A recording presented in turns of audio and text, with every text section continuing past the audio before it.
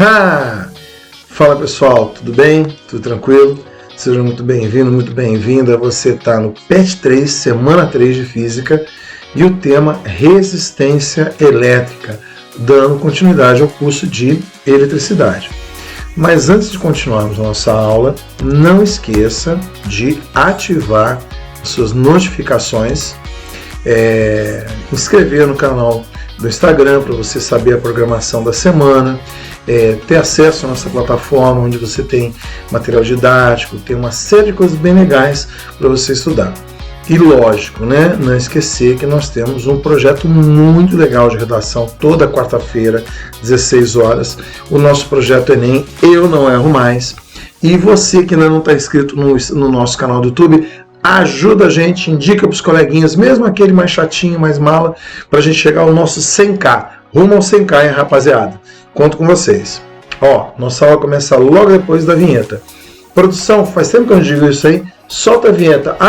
Rumo ao 100k. Meu nome é Moraes, sou seu professor de Física e a aula começa já já.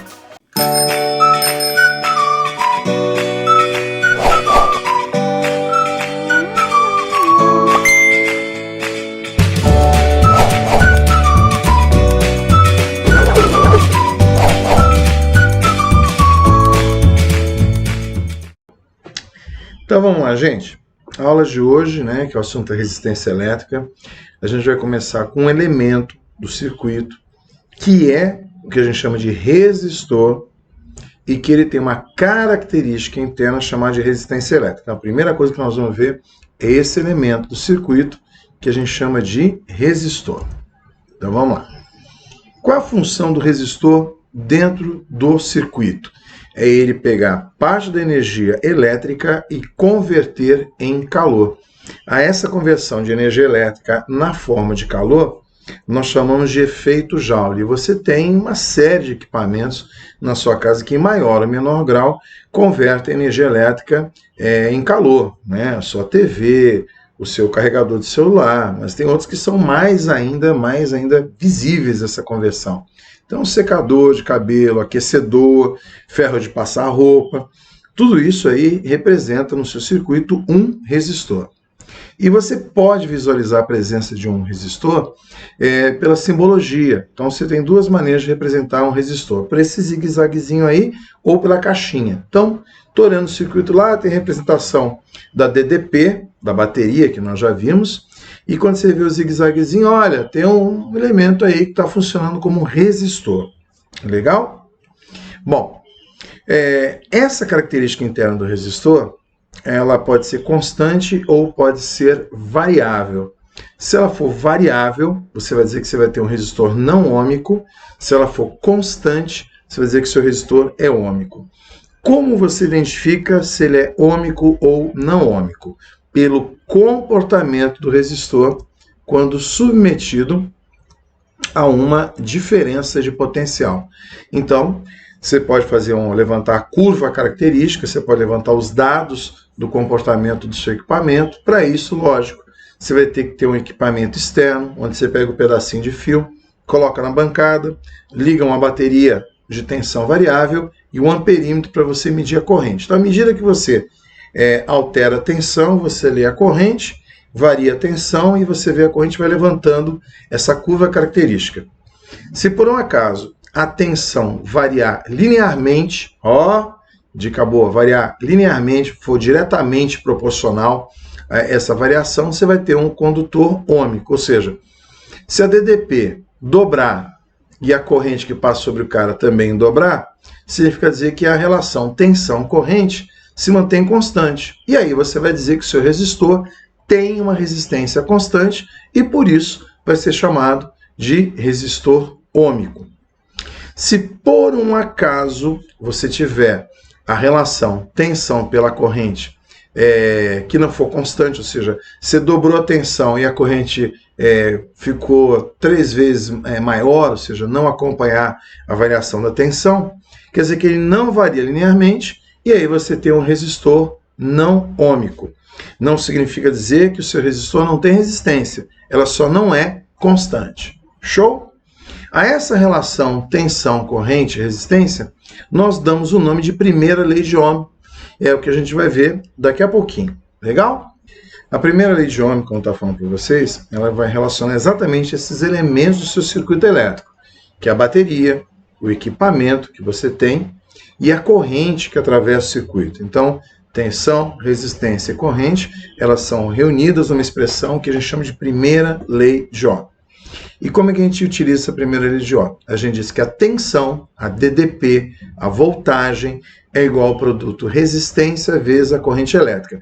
Lembrando para você que resistência elétrica é essa relação que você tem entre a tensão e a corrente. Então, como a gente está dando muita informação, é bom a gente anotar essas informações. Então, esse U que aparece para nós aqui é o que a gente chama de tensão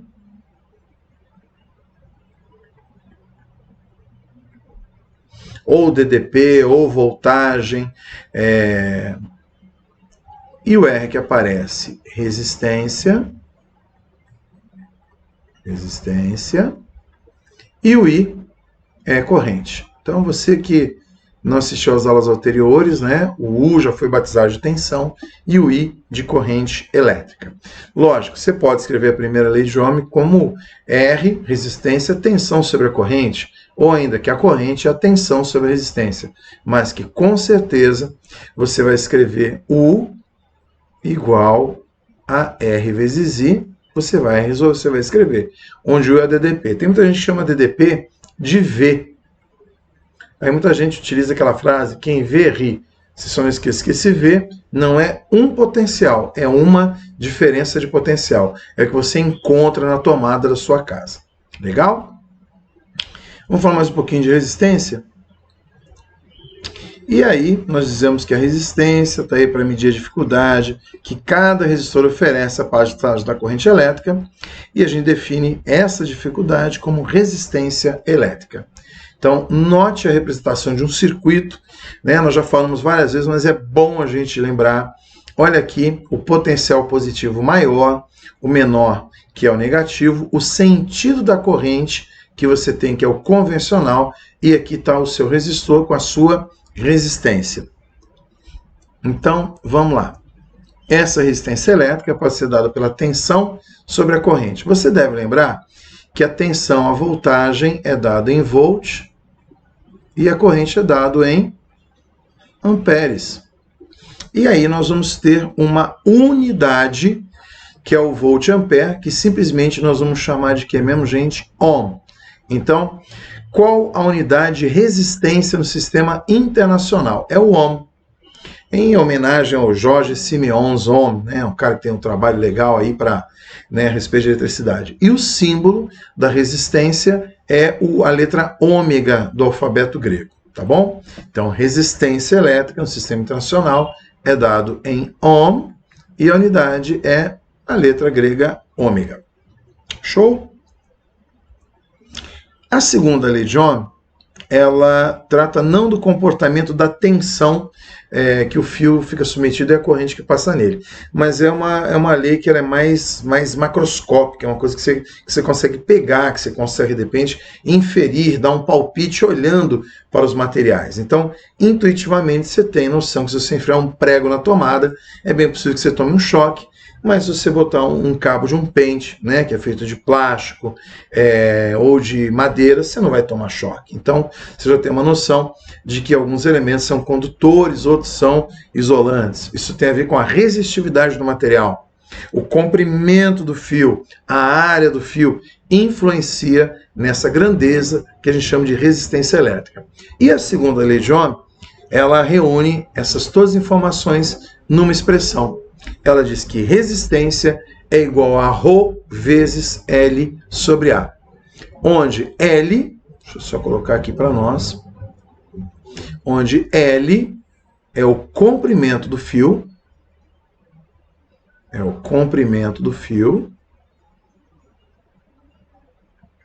o A é da área,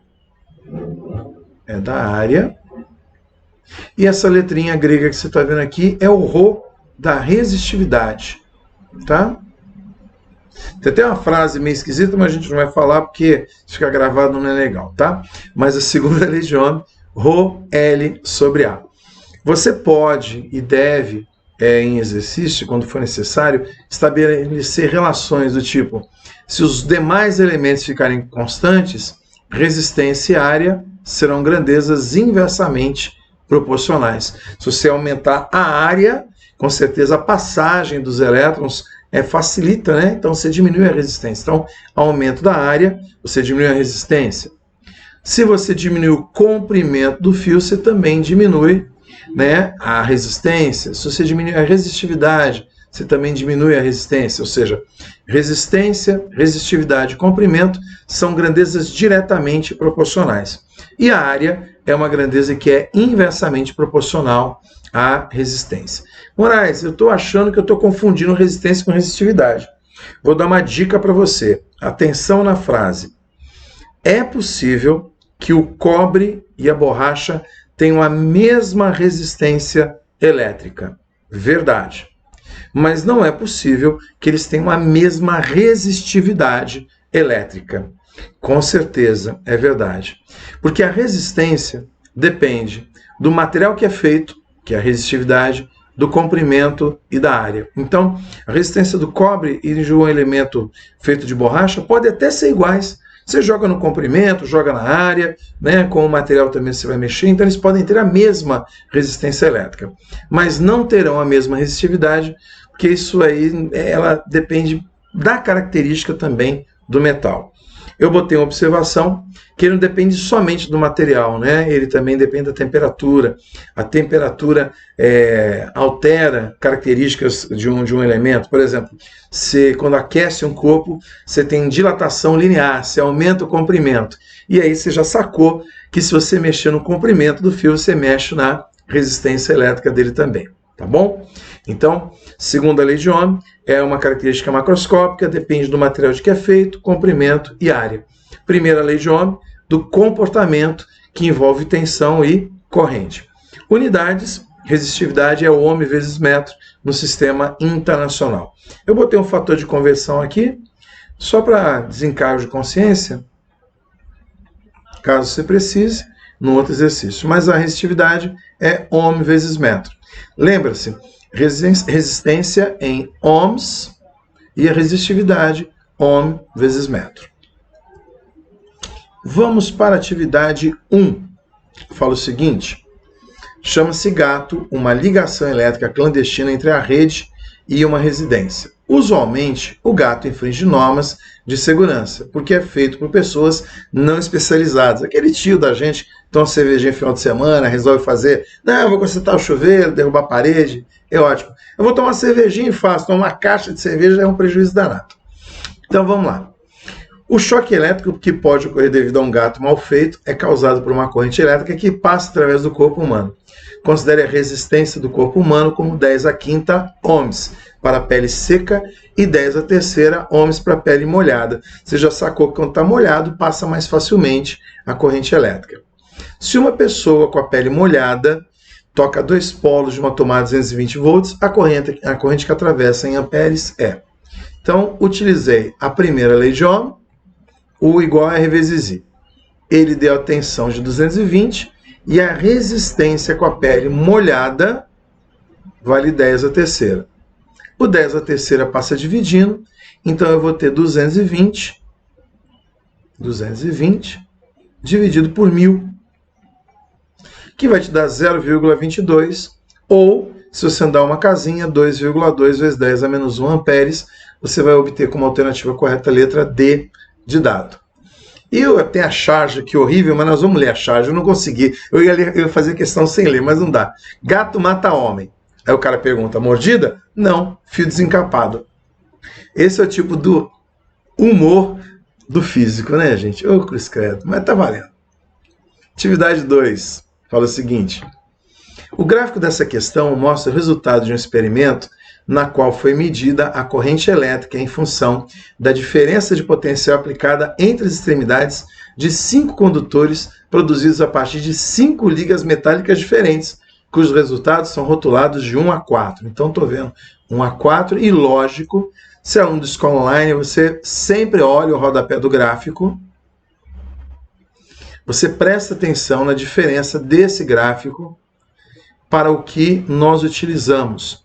O que foi apresentado para você foi o comportamento do gráfico tensão, aquela que nós chamamos de U, pela corrente, aquela que nós chamamos de I. E aí nós levantamos a curva característica do resistor ôhmico e do não ôhmico. Mas o importante é que a resistência é dada pela tensão sobre a corrente. Então você está notando que está invertido? Então muito cuidado na hora de você ler a questão para você verificar se o gráfico que você aprendeu é o que está sendo cobrado na prova. Aqui exatamente ele trocou a posição dos eixos. Todos os condutores são do tipo cilíndrico, foram produzidos com o mesmo comprimento e raios. A respeito desses condutores é correto afirmar que. Então você nota que a segunda lei de Ohm é que envolve esses elementos. Envolve comprimento e área. Então são cilíndricos de mesma área, de mesmos raios, de mesmos comprimentos. Então a resistência vai estar associada basicamente à resistividade. Isso aqui para todos são iguais. Tão bonitinho, já rabisquei tudo, né? Então vamos lá. A respeito desses condutores, é correto afirmar que os condutores 2 e 3 são ôhmicos. Independente da posição que está o eixo, você está notando que o 2 não está variando linearmente, não é uma linha reta. Então, o 2 é não ôhmico. Então, excluímos a primeira afirmativa. Segunda afirmativa, os condutores 3 e 4 são ôhmicos. Então, se você virar o gráfico, né, botar o volt aqui no eixo de Y e a corrente no eixo de X, o 3 e o 4 continuam como linha reta. Tá? Então, tá valendo. Esse daqui aqui tá show de bola. Já tem uma correta, mas o objetivo da gente é aprender, nós vamos ler as outras alternativas. O condutor 3 possui uma resistência que é o dobro do condutor 4. Como é que você calcula a resistência mesmo? Está aqui em cima, tensão vezes a corrente. Então vamos lá. Vamos pegar uma tensão, pegar a tensão de 4 e uma corrente também de 4 amperes para o condutor 4. Vamos calcular a resistência elétrica dele. 4 dividido por 4, 1 ohm. Vamos pegar agora o condutor, né, o resistor 3. Peguei com uma tensão valendo 4 e uma corrente valendo aqui em cima 8. 4 por 8, meio. Olha o que está dizendo para você. Que o condutor 3 possui uma resistência que é o dobro do condutor 4. Não, na realidade é o contrário, né? O 4 tem uma resistência que é o dobro do 3. O que mais? Para o condutor 5, a diferença de potencial pode ser descrita como V igual RI, onde é a resistência desse condutor. Ô doido, olha o 5 como é que está variando. Aqui você está admitindo que a resistência é constante, de jeito nenhum ela é variável totalmente. E ele fala para você que acima de 1 volt, o condutor 1 apresenta a maior resistência dentre todos, negativo. Como o gráfico está virado, vamos virar o gráfico aqui, ó. Botei a corrente e a tensão para a gente poder utilizar essa ideia de cá. Então, a gente pode utilizar uma ideia, que você vai usar muito exercício, que é a inclinação da reta no gráfico. Tensão pela corrente é proporcional à resistência. Traduz, Moraes, significa dizer o seguinte, pegue uma reta. Quanto maior for o ângulo, maior será a tangente. Então, quanto maior for o ângulo, maior é a tangente. E como que você calcula a tangente mesmo de um ângulo? Cateto oposto, que é a tensão, sobre o cateto adjacente, que é a corrente. Show de bola. Eu consigo ver pelo gráfico quem tem maior resistência só olhando para a reta. Questão do Enem. Então, no gráfico tensão-corrente, se eu tiver várias retas, nessa relação tensão-corrente, quem tiver o maior ângulo tem maior tangente, consequentemente tem a maior resistência. E nesse caso, quem tem a maior resistência de todos aqui, com certeza é o 4. Né? O 5 eu não consigo afirmar nada. Então, a afirmativa 2 aí, ó, é a verdadeira. Os condutores 3 e 4 são ôhmicos. Atividade 3. A atividade 3, gente, é complexa. Por que é complexa? vez por outra, é uma questão que foi bem intencionada para que a gente aprenda o funcionamento de alguns equipamentos, mas ela foi adaptada, foi modificada e ela dá margem a interpretações errôneas. Eu sei que vai ter gente que vai reclamar, mas eu vou resolver de peito aberto para você. Vou deixar, inclusive, um link aqui para você acessar, caso você tenha dúvida na resolução. Mas vamos resolver como é pedida no enunciado. Mas eu vou te mostrar como é que funciona a ideia do chuveiro. Olha o que ele fala na questão. A chave de um chuveiro elétrico pode ser colocada nas posições fria, a água não esquenta, morna, esquenta um cadinho, quente, esquenta um tantão. Quando se muda a chave de posição, modifica-se o valor da resistência elétrica do chuveiro. Convenhamos, na posição fria não precisa de resistência nenhuma. A água passa direto pelo chuveiro, né? Pelo encanamento, pelo chuveiro, cai até você, não precisa passar nenhuma resistência. E aí é que mora o perigo. Indique a correspondência verdadeira. Água morna, resistência média, água morna, resistência baixa, água fria, resistência média, água quente, resistência alta. Vamos lá. Aqui tem um desenho de um chuveiro. Você pode pegar mais informações dele no blog, que eu vou deixar aqui no link, que eu vou deixar. Mas a ideia é o seguinte. Essa parte aqui, ó, de dentro, é a resistência, é o resistor do seu chuveiro, que eu vou ampliar aqui para você, tá? Então ele tem toda essa resistência. Tem alguns que ela vem enrolada num cilindro, mas a ideia não foge aí não, tá bom? Verifique os terminais C, A e B. Eles vão ser importantes para você entender como é que funciona. E aqui do lado, eu já fiz um esquema do circuito elétrico do seu chuveiro. Então aqui tem a rede elétrica da sua casa, que pode ser 110 volts ou 220. E lembrar para você que se estiver na posição morna ou quente, a DDP do seu chuveiro permanece sempre a mesma. A DDP não muda. A diferença potencial é sempre constante. Tá? Não vai, é porque teve queda de tensão no chuveiro, apagou a luz quando eu estava tomando banho, eu fiquei com um banho gelado. Não. A CEMIG fornece tensão constante. Sua casa que tem um cômodo que é mal projetado, mas a tensão, a DDP, a voltagem é constante. Então você nota que um dos terminais está sempre ligado à tensão da sua casa, que é o C. Tá aqui, ó. E aqui tem uma chavinha que pode ser ligada ao terminal B, ou se você jogar aqui para cima, ser jogado ao terminal A. Se ela não estiver ligada em nada, ela não esquenta nada, é a água fria. Então, via de regra, não tem resistência nenhuma quando o chuveiro está na posição fria. Legal? Então, vamos lá. Se você ligar na posição A, você vai ter um pedaço do seu chuveiro funcionando, de C até A. Quando você botar na posição B, ele vai ficar ligado com um comprimento maior. Show? Então, vamos nessa. A potência do chuveiro, que está ligado ao aquecimento, é dada por U ao quadrado sobre R, onde U é a tensão, é a DDP, é a voltagem da sua casa, que você já sabe que é constante, e R é a resistência. Então, tensão sempre constante.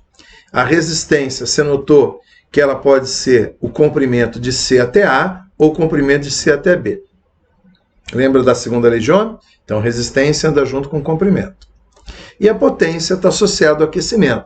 Quanto maior for a potência, maior o consumo, maior a conversão de energia, maior o aquecimento, maior inclusive é o seu consumo. Então vamos nessa.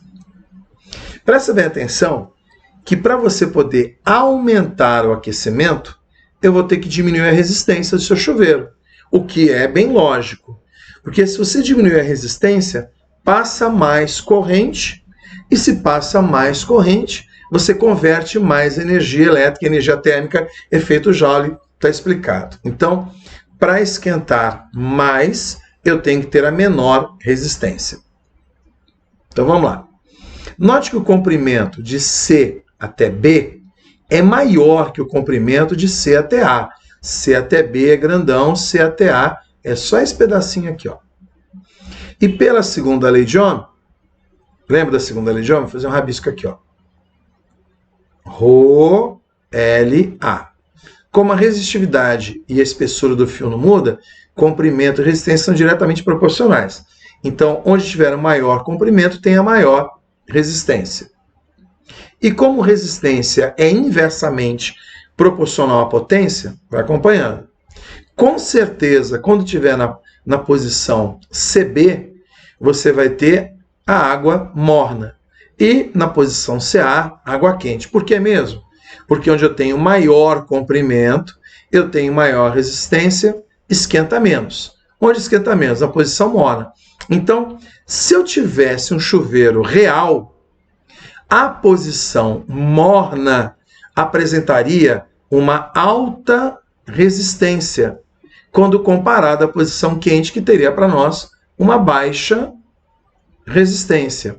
E a água fria não teria nenhuma resistência. Esse é um chuveiro normal. Você não precisa acreditar em mim. Basta você abrir o chuveiro da sua casa que você vai ver. Na posição fria, ele não fica em contato com nenhum dos terminais, para não fechar, né? Inclusive para a água passar sem ser aquecida. Então, comparativamente, um chuveiro de verdade, a resistência na posição morna é maior do que a resistência na posição quente.